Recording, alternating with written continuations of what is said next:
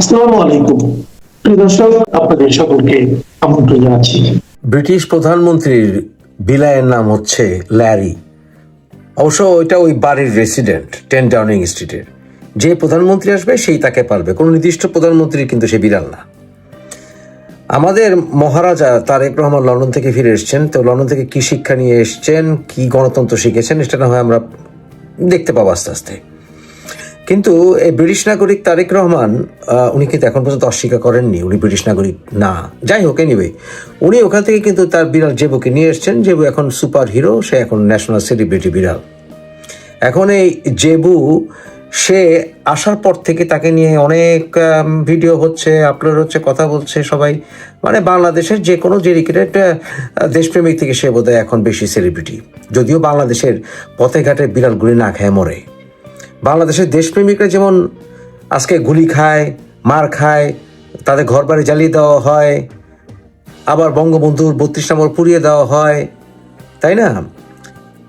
আবার দেশের বিড়াল যেমন মার খায়, আবার বিদেশি বিড়ালরা কিন্তু বিদেশ থেকে এসে আনন্দে থাকে। তারেক রহমান গত 17 বছরে সে কিন্তু নিপীড়িত হয় নাই। হ্যাঁ, সে দেশে ফিরতে পারে নাই। মামলাগুলো কিন্তু সবে 11-11 সময় দেয়া। আর অত্যাচারিত হয়েছেন ধরে নিলাম খালেদা জিয়া, অত্যাচারিত হয়েছে সাধারণ বিএনপির নেতাকর্মী, তারা কিন্তু অনেকে মূল্যায়িত হয় নাই। মূল্যায়িত হয়েছে কে জানেন?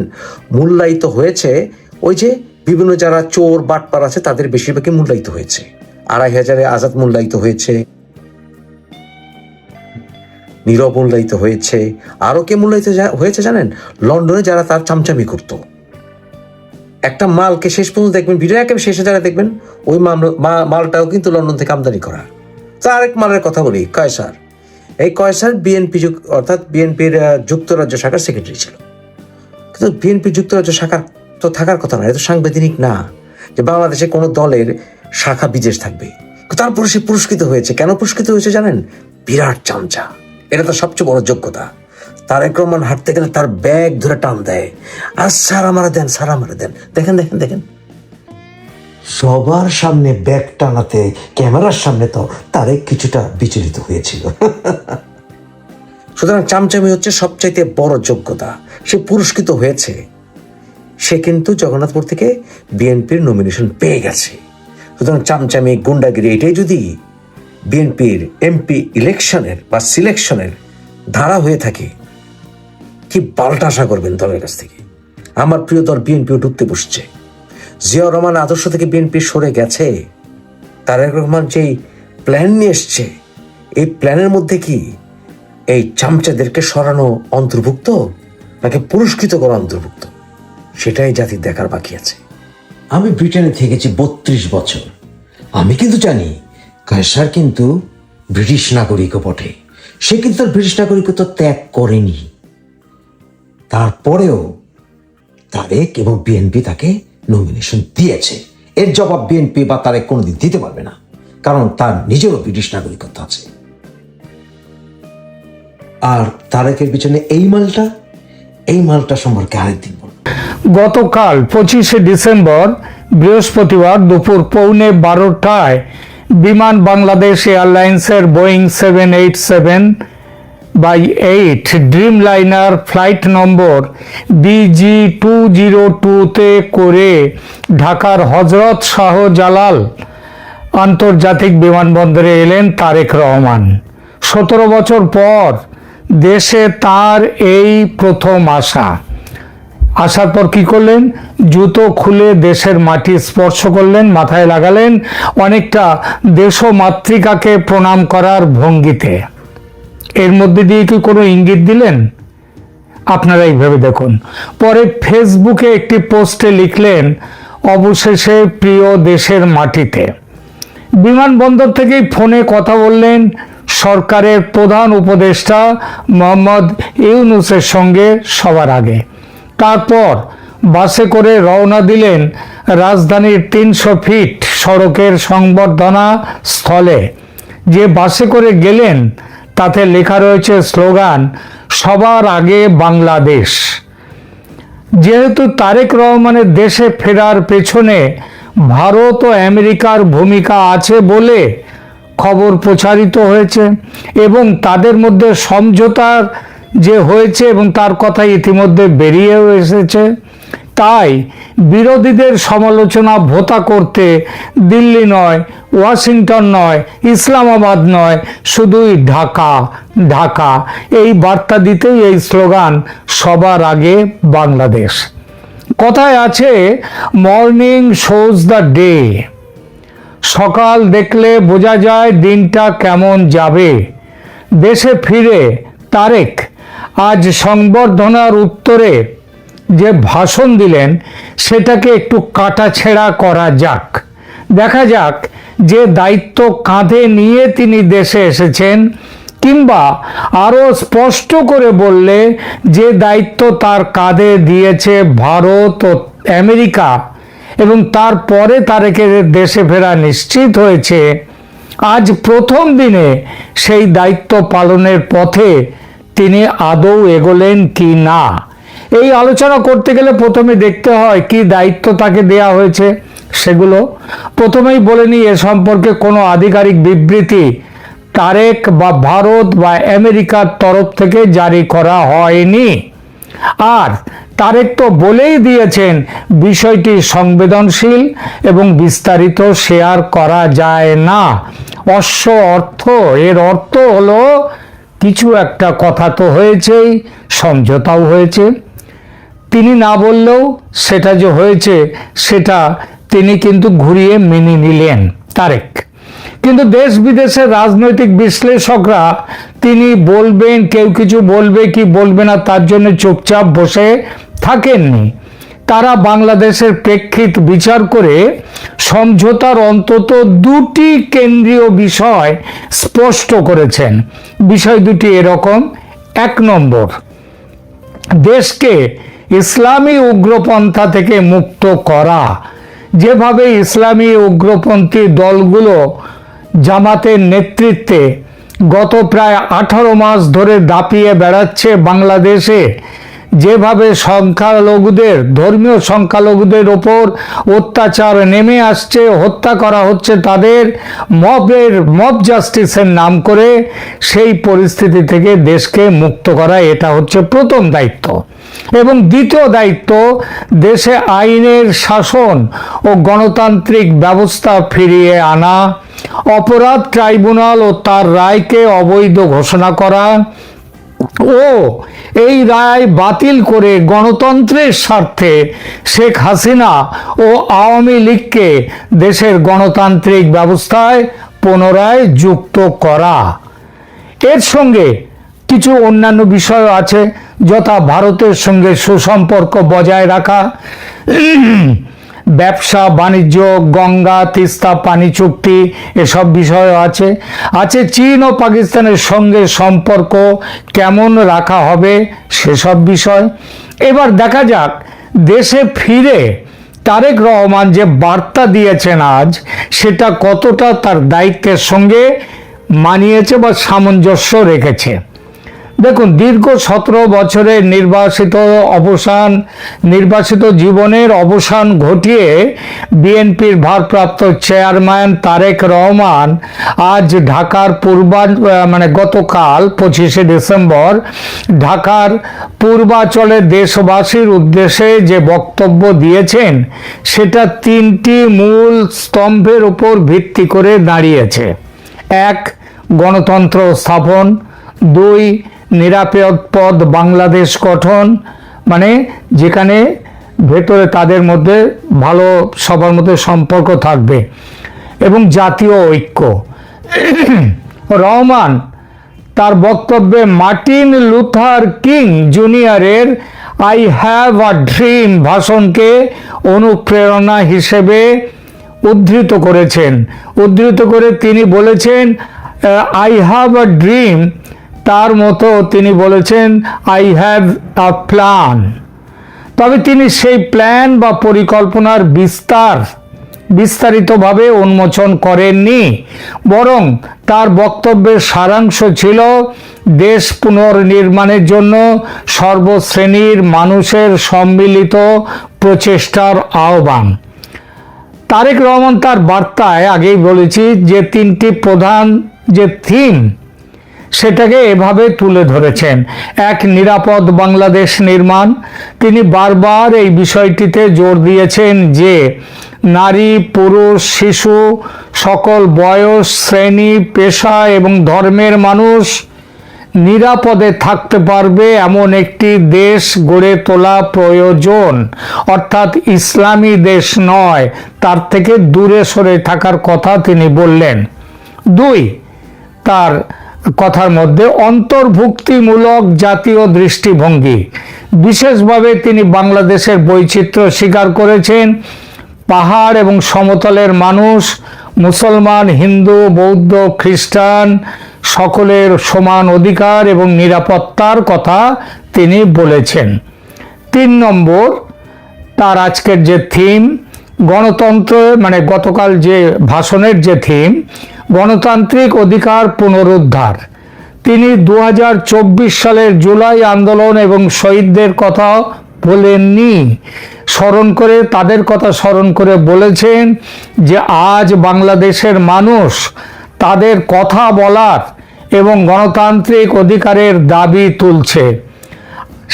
এই সম্বর্ধনা বক্তব্যে তারেক রহমান আওয়ামী লীগ বা জামাতে ইসলামের নাম সরাসরি উল্লেখ করেননি বা তাদের বিরুদ্ধে সরাসরি আক্রমণ দাগেননি।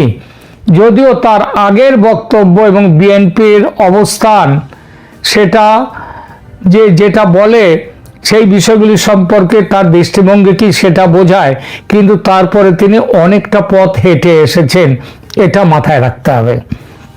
ইসলামী উগ্রপন্থার বিরুদ্ধে তার অবস্থানটা কি? নভেম্বরে বিএনপির দেশ করার পরিকল্পনা কর্মসূচিতে তারেক রহমান কি বলেছিলেন একটু দেখা যাক। সেখানে জামায়াতে ইসলামীর বিরুদ্ধে কঠোর মন্তব্য করেছিলেন। তিনি বলেছিলেন, যারা এখন মানুষের সমর্থন চাইছে, এই দেশের মানুষ তাদের 1971 সালে দেখেছে। খেয়াল করবেন কথাগুলো। তারা শুধু লক্ষ লক্ষ মানুষ হত্যা করেনি, তাদের সহযোগীরা অসংখ্য মা বোনেদের সম্ভ্রম লুণ্ঠন করেছে। আমরা এটি কখনো ভুলতে পারি না। কবে বলেছেন এই কথাগুলো? এই নভেম্বরের একদম শেষে, গত নভেম্বরের। এই অবস্থান যে তার জামাতে ইসলামী এবং উগ্রপন্থা, নাম না করেও উগ্রপন্থা, ইসলামী উগ্রপন্থার বিরুদ্ধে এই অবস্থান তার আজকের বক্তব্যের সাথে পুরোপুরি সামঞ্জস্যপূর্ণ, যেখানে তিনি সর্বধর্মের মিলন, শান্তি ও শৃঙ্খলা বজায় রাখার ওপর বিশেষ জোর দিয়েছেন এবং বিভিন্ন আধিপত্যবাদী শক্তির গুপ্তচরদের ষড়যন্ত্রের বিরুদ্ধেও সতর্কতা জানিয়েছেন। আওয়ামী লীগের বিষয়ে তিনি কি বলেছেন? তিনি সরাসরি নাম না নিয়েও আওয়ামী লীগের 15 বছরের শাসনকালে শত শত হাজারো গুম খুন তার কথা উল্লেখ করেছেন এবং 2024 সালের জুলাই আন্দোলনের শহীদদের প্রতি শ্রদ্ধা প্রদর্শন করেছেন। এটা একটা ট্যাকটিক্যাল মুভ। এই বার্তার কৌশলগত তাৎপর্য তাহলে কি? তারেক রহমানের আজকের বক্তব্য 3টি গুরুত্বপূর্ণ রাজনৈতিক সংকেত দেয়। 1, বিএনপির পুনর্নির্ধারণ। বাংলাদেশ জাতীয়তাবাদী দল ঐতিহাসিকভাবে নরম একটি ধর্মীয় দল হিসেবে পরিচিত। জামাত কঠোর ধর্মীয় দল, কঠোর ইসলামী ধর্মের দল, আর বিএনপি নরম ধর্মীয় দল হিসেবে পরিচিত। সংকীর্ণ রাজনীতির দল হিসেবেও এর পরিচয়। রাজাকারদের দল জামায়াতের রাজনীতির সঙ্গে এরা যুক্ত থেকেছে, এদের পার্টনার ছিল। এখন নিজেকে সেই জায়গা থেকে সরিয়ে নিয়ে এসে বিএনপি একটি অন্তর্ভুক্তিমূলক বহুজাতীয় দল হিসেবে অবস্থান করছে। এটি জামায়াতে ইসলামের মতো ইসলামপন্থী দলগুলোর বিরুদ্ধে একটি স্পষ্ট এবং কঠিন বার্তা। 2, নিরাপত্তা এবং আইন শৃঙ্খলার বিষয়টা নিয়ে কি বলেছেন? তারেক রহমান বারবার শান্তি এবং শৃঙ্খলা বজায় রাখার জন্য জোর দিয়েছেন এবং যুব সমাজকে ধৈর্য সহকারে মোকাবিলা করার আহ্বান জানিয়েছেন। এটা হিংসা ও চরমপন্থার বিরুদ্ধেও একটি স্পষ্ট সতর্কতা। 3 নম্বর, আন্তর্জাতিক একটা আত্মবিশ্বাস ব্যক্ত করেছেন। তার অন্তর্ভুক্তিমূলক বার্তা এবং গণতান্ত্রিক মূল্যবোধের ওপর যে জোর দেয়া হয়েছে ভাষণে, সেটা আন্তর্জাতিক সম্প্রদায়, বিশেষত ভারত যাতে বিএনপিকে একটি নির্ভরযোগ্য অংশীদার হিসেবে দেখতে পারে ভবিষ্যতে, সেই ব্যাপারটা সাহায্য করছে। অর্থাৎ বিএনপির ভারত বিরোধী কোনো ভূমিকা তারা নেবে না। সামগ্রিক মূল্যায়ন করা যাক এবার। তারেক রহমানের এই বার্তা দ্বৈত উদ্দেশ্য পরিবেশন করে। প্রকাশ্য স্তরে এটি সমস্ত জাতীয়তাবাদী এবং নির্দলীয় শক্তিগুলোকে একত্রিত করার একটি আহ্বান যেমন জানায়, এবং অপ্রকাশ্য বা গভীর স্তরে এটি একটি পরিষ্কার বার্তাও দেয় যে বিএনপি এবং এর নেতৃত্বে তারেক রহমান ইসলামী চরমপন্থা এবং কর্তৃত্ববাদী শাসনের বিরুদ্ধে নিজের অবস্থান নিতে চলেছে। শিক্ষা, স্বাস্থ্য, পরিবেশ এবং অর্থনৈতিক কল্যাণের মতো বিষয়গুলিতে ফোকাস করার মাধ্যমে তিনি সমাজকে পপুলিজম এবং ধর্মভিত্তিক বিভাজন থেকে দূরে নিয়ে যাওয়ার প্রস্তাব দিয়েছেন। এই কৌশলগত অবস্থান বিএনপিকে ফেব্রুয়ারির আসন্ন নির্বাচনে একটি শক্তিশালী প্রতিদ্বন্দ্বী হিসেবে তুলে ধরতে পারে। এমনকি বর্তমান পরিস্থিতিতে যদি আওয়ামী লীগ শেষ পর্যন্ত, আবার বলছি, যদি আওয়ামী লীগ শেষ পর্যন্ত নির্বাচনে অংশগ্রহণ না করতে পারে, তবে রাজাকার বিরোধী ও মুক্তিযুদ্ধের পক্ষীয় বাংলাদেশি জনতা, যার সিংহভাগ এত ছিল আওয়ামী লীগের সঙ্গে, হয়তো এখনো আছে, তাদের একটি অংশ নির্বাচনে জামাতকে দূরে হটাতে, ইসলামী দলগুলোকে দূরে সরিয়ে দিতে বিএনপির সঙ্গে আসতে পারে। নির্বাচনে জামায়াতপন্থীদের পরাজিত করতে আওয়ামী লীগের কিছু সংখ্যক কর্মী সমর্থকও বিএনপিতে আসবে। প্রিয় দর্শক, আমি আওয়ামী লীগের নির্বাচনে অংশগ্রহণের ব্যাপারে একটা সম্ভাবনার কথা এখনো পুরো বাদ দিতে পারছি না, কিন্তু এর পেছনে একটা সহজ রাজনৈতিক অঙ্ক আছে। বিএনপি ভারত সমঝোতায় তারেকের দেশে ফেরার ফলে বাংলাদেশের রাজনীতির হিসাব রীতিমতো উল্টে পাল্টে গেছে। যে জামাতকে কয়েকদিন আগেও খুব আত্মবিশ্বাসী মনে হচ্ছিল, সেই জামাত এখন বুঝেছে খেলা কঠিন হয়ে গেল। বিএনপি গত 1.5 বছর চাঁদাবাজি এবং অন্যান্য কারণে জনসমর্থন অনেকটা হারিয়ে ফেলেছিল মনে হচ্ছিল। তারেকের ফিরে আসা, ভারত ও আমেরিকার সমর্থন বিএনপির জনসমর্থনের গ্রাফকে ওপরে তুলতে শুরু করেছে, এবং যত দিন যাবে এই গ্রাফ তত ওপরে উঠতেই থাকবে, জামাতের গ্রাফ নামতে থাকবে। এর সঙ্গে নির্বাচনে আওয়ামী লীগ যদি অনুপস্থিত থাকে, আওয়ামী লীগের সমর্থকদের একটা অংশ ভোট দেবে বিএনপিকে, ফলে বিএনপির ভোট আরও বাড়বে। এই পরিস্থিতিতে একটা মহা কৌশলী চাল দিতে পারে জামাত ও জামাত যাকে সংরক্ষণ দিয়ে রেখেছে সেই ইউনূস সরকার। সেই চাল হলো হঠাৎই আওয়ামী লীগের ওপর থেকে নিষেধাজ্ঞা তুলে নিয়ে তাকে নির্বাচনে অংশগ্রহণের সুযোগ করে দিতে পারে ইউনূস সরকার। উদ্দেশ্য বিএনপিতে যেন আওয়ামী লীগের ভোট না আসে। আরও একটা ব্যাপার হবে এমনটা ঘটলে, সেটা হলো কনফিউশন বা ধোঁয়াশা তৈরি করা। মানুষ কাকে ভোট দেবে সেই পরিস্থিতিতে, বিএনপিকে না আওয়ামী লীগকে? ভারত সরকার কাকে সমর্থন দেবে, বিএনপিকে না আওয়ামী লীগকে? আপনি হয়তো ভাবছেন ভারতের সমর্থন এমন কি প্রভাব ফেলবে নির্বাচনে, ভারত কিংবা ভারতীয়রা তাও ভোট দেবে না বাংলাদেশে। এটা 100% সত্যি, কিন্তু যারা খবর রাখেন তারা জানেন ভারতের টাকা বাংলাদেশের বেশ কিছু রাজনৈতিক দলকে নির্বাচনের খরচ জুগিয়ে থাকে, যেমনভাবে পাকিস্তানের টাকা বাংলাদেশের জামায়াতকে দেয়া হয়ে থাকে। কিছু রাজনৈতিক দলকে নির্বাচনের খরচ যোগায় ভারতের টাকা, ভারত থেকে যাওয়া টাকা। এই প্রাপকদের মধ্যে প্রধানত আওয়ামী লীগ থাকলেও বিএনপি যেও একেবারে পায়নি, থাকেনি কখনো তা নয়। আর যতদূর মনে পড়ছে 1991-এর নির্বাচনে যেবার ভোটে শেখ হাসিনা হেরে যান এবং ভোটে জেতেন খালেদা জিয়া, ভোটে জিতে সরকার তৈরি করেন, সেবার ভারতের টাকা পেয়েছিল বিএনপি।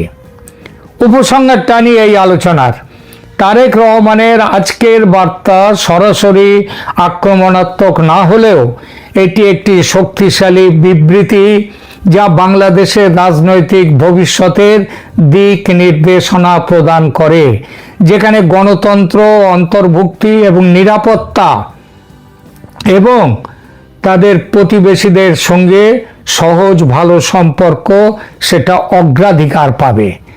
আমার পরবর্তী প্রতিবেদন হয় আজ সন্ধেবেলাতে এটা করব কিংবা কাল সকালে এটা করব।